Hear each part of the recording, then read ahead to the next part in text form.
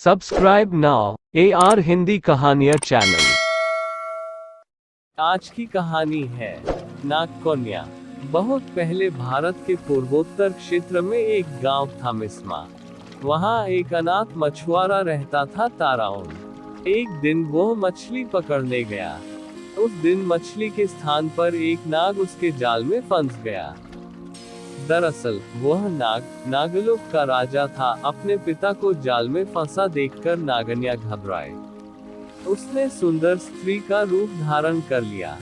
वह ताराउन के पास पहुंचकर बोली, यदि तुम मेरे पिताजी को छोड़ दोगे तो मैं तुमसे विवाह कर लूंगी। युवक मान गया और उसने नाग को छोड़ दिया।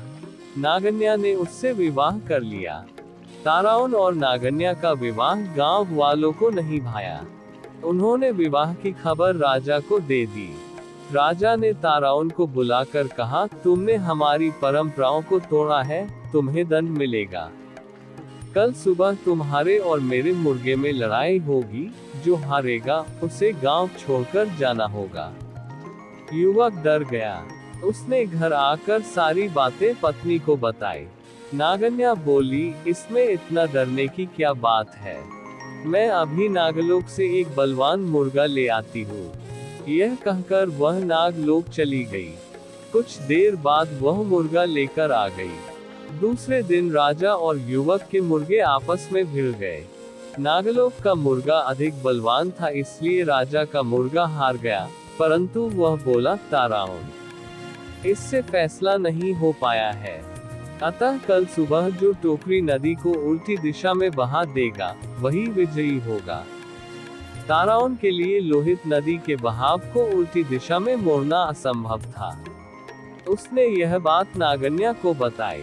उसने पति को ढांढस बंधाया, डरो नहीं, मेरे पिताजी तुम्हारी मदद करेंगे। वह अपने पिताजी के पास गई। नागन्या ने अपने पति की परेशानी बताई। पिता ने उसे सुंदर टोकरी दी।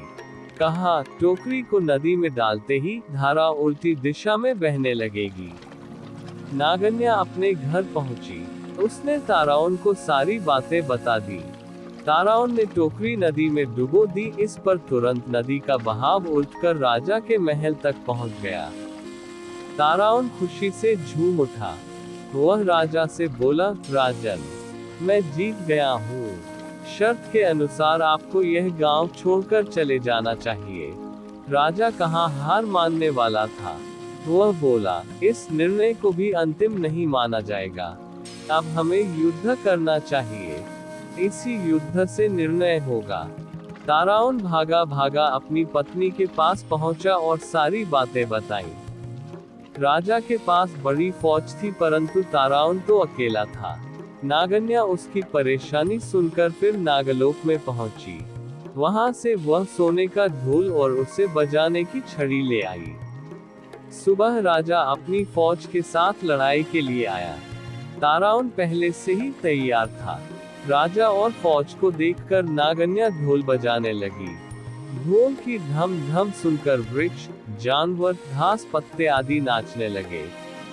राजा और सैनिक भी हथियार फेंककर झूमने लगे। अब ताराउन और उसकी पत्नी नागन्या गांव के राजा रानी बन गए। आज भी अरुणाचल के वंशज ताराउन जनजाति के नाम से जाने जाते हैं। आज की कहानी है बगुला भगत और केकड़ा। एक वन प्रदेश में एक बहुत बड़ा तालाब था। हर प्रकार के जीवों के लिए उसमें भोजन सामग्री होने के कारण वहां नाना प्रकार के जीव, पक्षी, मछलियां, कछुए और केकड़े निवास करते थे। पास में ही बगुला रहता था, जिसे परिश्रम करना बिल्कुल अच्छा नहीं लगता था। उसकी आंखें भी कमजोर थीं। मछलियां पकड़ने के लिए तो मेहनत करनी पड़ती है, जो उसे खलती थी। इसलिए आलस्य के मारे वह प्रायः भूखा ही रहता। एक टांग पर खड़ा यही सोचता रहता कि क्या उपाय किया जाए कि बिना हाथ पैर हिलाए रोज भोजन मिले। एक दिन उसे एक उपाय सूझा तो वह उसे आजमाने बैठ गया। बगुला तालाब के किनारे खड़ा हो गया और लगा आंखों से आंसू बहाने। एक केकड़े ने उसे आंसू बहाते देखा तो वह उसके निकट आया और पूछने लगा, मामा, क्या बात है, भोजन के लिए मछलियों का शिकार करने की बजाय खड़े आंसू बहा रहे हो। बगुले ने जोर की हिचकी ली और भर्राए गले से बोला, बेटे, बहुत कर लिया मछलियों का शिकार।